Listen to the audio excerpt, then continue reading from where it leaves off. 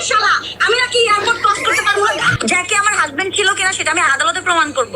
আকাশ নিবিড় কি তোমার 6 নম্বর হাজবেন্ড? ইয়ার আমার ভাই না উকিলকে গিয়ে বলতেছে 2 লাখ টাকা দিলে ও থেমে যাবে। সুমাইয়া আফরিন বর্ষা, ইটস রিঙ্গিং।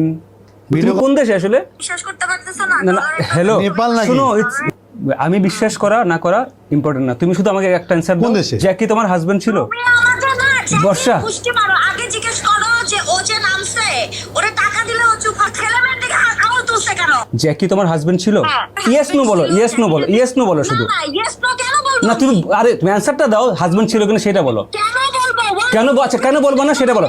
তোমার জামাই ছিল, ওরা তো স্বীকার করছে জামাই ছিল। জ্যাকি আমার হাজবেন্ড ছিল কিনা সেটা আমি আদালতে প্রমাণ করব। আকাশ নিবিড় কি তোমার 6 নম্বর হাজবেন্ড? ও লয়ার আমার ভাই না উকিলকে গিয়ে বলতেছে 2 লাখ টাকা দিলে ও থেমে যাবে। প্রত্যেকটা প্রেস কনফারেন্স আমার কাছ থেকে হাজার হাজার টাকা নিছে, ইউটিউবারদের কাছ থেকে, মেলাতে, জিসানের মেলাতে, এক্সোটিক ইভেন্টে। ঘোষণা করতে রেডি তো মামলা করার জন্য।